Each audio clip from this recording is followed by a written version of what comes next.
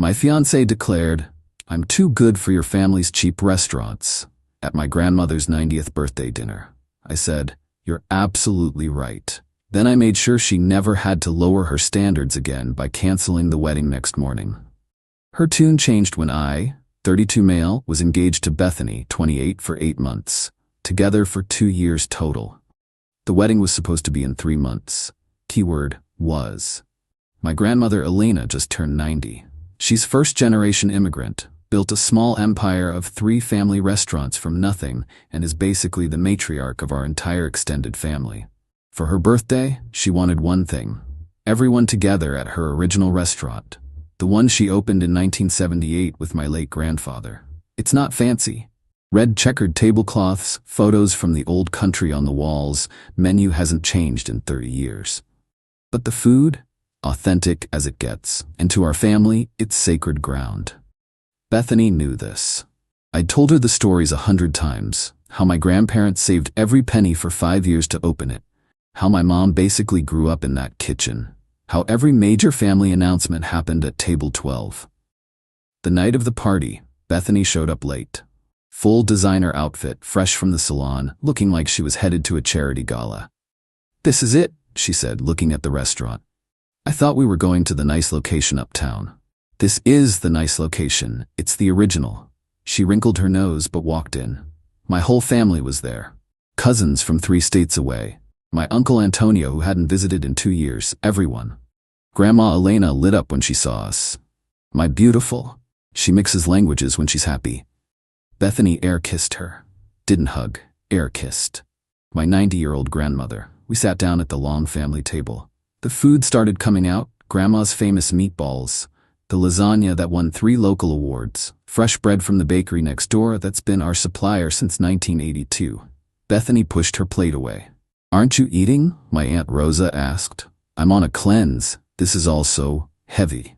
Strike 1.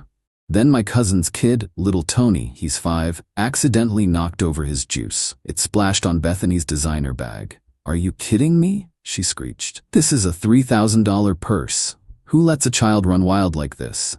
The entire restaurant went silent, not just our table, the whole place. "It was an accident," my cousin Marie said, trying to clean it up. "An accident that ruined designer leather. This is why I said we should have had this at an actual nice restaurant, not some place where people bring screaming children." My grandmother's face, I'll never forget it. She looked like someone had slapped her. Strike 2. But Bethany wasn't done. "Honestly, Thomas," she said to me, loud enough for everyone to hear, "I'm too good for your family's cheap restaurants. This place looks like it hasn't been updated since the 70s. The food is basically peasant food, and don't get me started on the clientele." She gestured around at the other diners. Regular folks, families, couples on dates. The backbone of our community for 45 years. When we have kids, they're not eating here. I won't have them thinking this is acceptable dining. Strike 3, 4, 5, and 6. I stood up, calm, collected. "You're absolutely right." She smiled, thinking she'd won. "Finally, we can go to that sushi place." "No, I mean you're right that you're too good for this. You're too good for my family, too good for our history, too good for the woman who built everything that paid for the ring on your finger." Her face changed. "Thomas, I didn't mean—" "Everyone heard exactly what you meant." I looked at my grandmother, tears in her eyes, my mom holding her hand, my entire family staring at the woman I was supposed to marry. "Enjoy your sushi." Alone. I walked over to my grandmother, kissed her forehead, and whispered in her ear, "She's gone tomorrow, I promise." Then I left. Walked out of my grandmother's 90th birthday. Worst night of my life. Bethany didn't follow. She sat there for another 5 minutes, according to my sister, then called an Uber. She texted me all night. "That was dramatic. You embarrassed me. We need to talk. You can't just leave me there. Answer me, Thomas." I didn't respond. Instead, I did something else. At 9 a.m. the next morning, I called our wedding venue. "Hi, this is Thomas Reeves. I need to cancel the Reeves-Morrison wedding for September 15th. "Oh no, is everything okay? You'll lose your deposit?" "That's fine. Cancel it all." Then I called the florist, the photographer, the DJ, the caterer. Ironically, not my family's restaurant. Bethany had insisted on some pretentious French place. Canceled everything. By noon, $8,000 in deposits were gone, worth every penny. Then I went to the apartment. Our apartment, well, my apartment that she'd moved into 6 months ago. Packed all her stuff, neatly, carefully. Every designer dress, every overpriced shoe, every piece of jewelry except the engagement ring that was mine to return. 23 boxes total. Left them in the lobby with a note, "You were right, you deserve better than us, good luck finding it." Then I changed the locks. Update 1. The aftermath was intense. Bethany showed up at my office with her mother, Patricia, full Karen mode activated. "What have you done?" Patricia screamed at the reception desk. "You canceled everything?" Security was called. I came down to the lobby. "Thomas," Patricia said, switching to fake sweet mode, "surely this is all a misunderstanding. Bethany told me there was a small disagreement about dinner venues. She called my grandmother's life work a cheap restaurant with peasant food at her 90th birthday." Patricia's face twitched. "Well, perhaps the phrasing was unfortunate. She said she was too good for my family. She didn't mean. She meant every word, and I believe her. She is too good for us, so I'm setting her free to find her level." Bethany started crying. The fake kind, with no actual tears. "Baby, please, you're overreacting. It's just pre-wedding stress." "Pre-wedding stress makes you insult the woman who raised me after my dad died?" "Oh yeah, forgot to mention that part.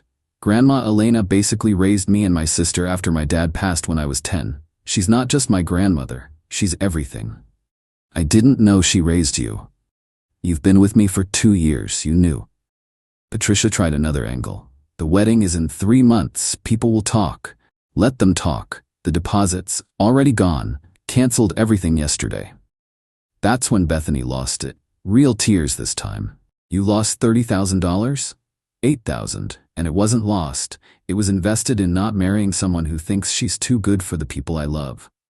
Security escorted them out, but not before Patricia shouted, "You'll regret this. My daughter has options. I hope she exercises them." I called back. That night, the family group chat exploded. "My sister Lisa, Grandma wants to know if you're okay." "My mom, I'm proud of you." "Uncle Antonio, thank God. She was awful." "Cousin Marie, little Tony asks if the mean lady is gone forever." "Me, yes, tell him the mean lady is gone." But the best message came from my grandmother. She doesn't text, but she had my mom write it. "My dear Thomas, you are worth more than all the designer purses in the world. Sunday dinner, table 12, don't be late." Table 12, where my grandfather proposed to her, where my parents announced their engagement, where every important family moment happened, where Bethany would never sit again. Update 2. So Bethany's options didn't quite pan out like Patricia promised. First, she tried to salvage the wedding by herself. Called all our vendors to uncancel everything. Funny thing about deposits though, once they're gone, they're gone. And rebooking everything? The costs had mysteriously increased. The venue was suddenly 40% more expensive. The florist had a rush fee. The photographer was unfortunately booked. She needed roughly $45,000 to rebook everything. Her solution? She started telling everyone I was financially abusive and had stolen her wedding. The problem? Everyone knew the real story. My cousin Marie's husband is a bartender at the country club where Bethany's friends hang out. He heard everything. Bethany's version.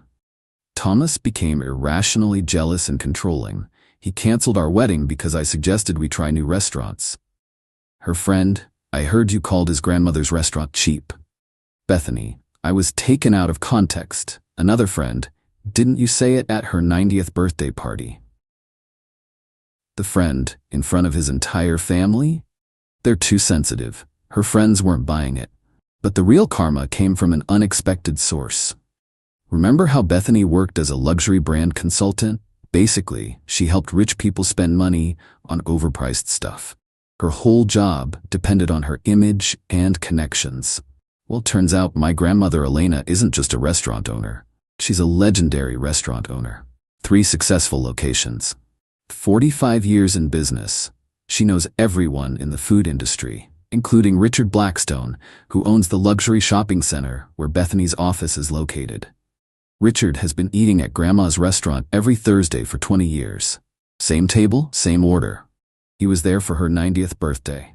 He heard everything. Monday morning, Bethany's boss called her in. "Bethany, We need to discuss your client relations. My numbers are excellent. Richard Blackstone called. He's concerned about your values alignment with our brand. What? He said you publicly humiliated Elena Rossi at her birthday celebration, called her life's work cheap and peasant food. That's not, it was a private family matter. In a public restaurant. With 60 witnesses, including 3 of our clients. Yeah. Turns out the unacceptable clientele Bethany sneered at included 2 CEOs and a federal judge. All regulars. All friends of my grandmother. Bethany wasn't fired, but she was encouraged to pursue opportunities elsewhere. Corporate speak for quit before we fire you. She lasted 2 more days before resigning. Update 3. Desperation mode activated. Bethany started dating immediately. Immediately. New guy every week on Instagram, each one richer than the last, allegedly.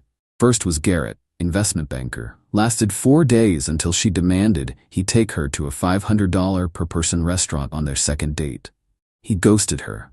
Then came Philippe, said he was a European entrepreneur. Turned out he was a waiter at a French restaurant lying about his accent. She found out when she surprise visited him at his office.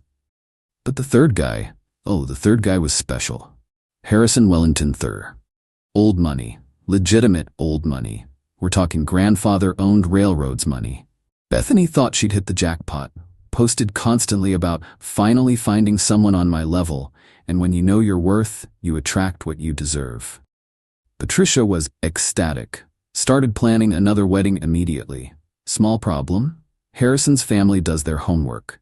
His mother, Eleanor Wellington, is old-school high society, the kind who has a private investigator on retainer. She researched Bethany thoroughly, found the restaurant incident, the social media posts, the luxury consultant job she no longer had, everything. But Eleanor was smart. She didn't tell Harrison. She invited Bethany to tea. My sister Lisa knows Eleanor's assistant. Got the whole story. Eleanor served Bethany tea in actual antique china worth more than my car. Then casually mentioned, I heard you're quite the food critic. Something about peasant food? Bethany went pale. That was... My dear girl, the Wellingtons have been eating at Elena Rossi's restaurant for 40 years. My late husband adored her meatballs, called them the best in the state. I didn't know. Of course you didn't. You seem to not know quite a lot, like how Harrison's trust fund has a morality clause. Any spouse who publicly disparages family friends or shows conduct unbecoming forfeits all financial rights. That's not legal? Oh, very much so. We've had it since 1943, prevented quite a few unfortunate marriages. Eleanor smiled. Harrison is free to marry whomever he chooses, but his money, that's family money, and we protect family, including extended family like the Rossis. Bethany left in tears. Harrison dumped her that evening, via text, while she was at dinner at a very expensive restaurant that she had to pay for herself. Update 4. The spiral was real. Bethany moved back in with Patricia. No job, no man, no wedding. No apartment, she couldn't afford rent alone. But did she learn? Nah. She started a blog, Dating After Emotional Abuse, A Survivor's Journey. Every post was about me. Thinly veiled, but obvious. When your ex chooses his family over your future. Red flags I ignored. He was too close to his mother. Why successful women threaten insecure men. The comments were not supportive. Girl, you insulted his grandma at her birthday. This isn't the flex you think it is. Team Thomas to Baha. She disabled comments. Then came the cease and desist. See, Bethany made one crucial mistake. She used a photo from my grandmother's birthday in her post about toxic family dynamics, without permission. A photo that included my 90-year-old grandmother. My uncle Antonio is a lawyer. A very good lawyer. He sent a letter. Remove all photos and references to the Rossi family immediately, or face legal action for defamation and unauthorized use of likeness. She removed everything. But the internet never forgets. Screenshots were everywhere. Someone made a TikTok. Rich girl calls grandma's food peasant food, loses everything. It went viral. 2.3 million views. The comments were brutal. Imagine being too good for homemade Italian food. She really thought she was doing something. Grandma's revenge is served hot, unlike this girl's relationship. Patricia called me, crying, Thomas, please make them stop. Bethany is destroyed. I'm not doing anything, she posted online. The internet responded. You could defend her. Defend her from the truth? She said those things, in public, to my grandmother. She's suffering. So did my grandmother on her 90th birthday. Have you no compassion? I had tons. She called it peasant food.